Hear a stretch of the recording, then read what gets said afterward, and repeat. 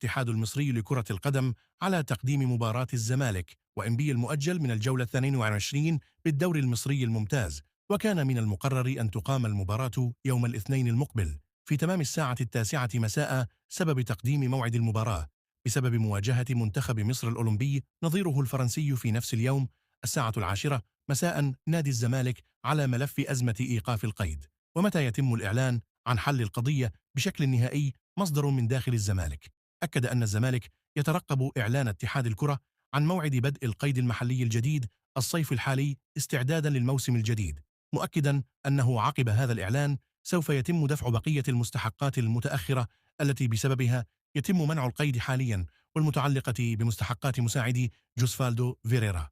وتابع أن المبلغ المتبقي حاليا لحل أزمة إيقاف القيد 40,000 دولار، ولكن النادي لديه أولويات حالية في هذا التوقيت، وبالتالي يتم تأخير دفع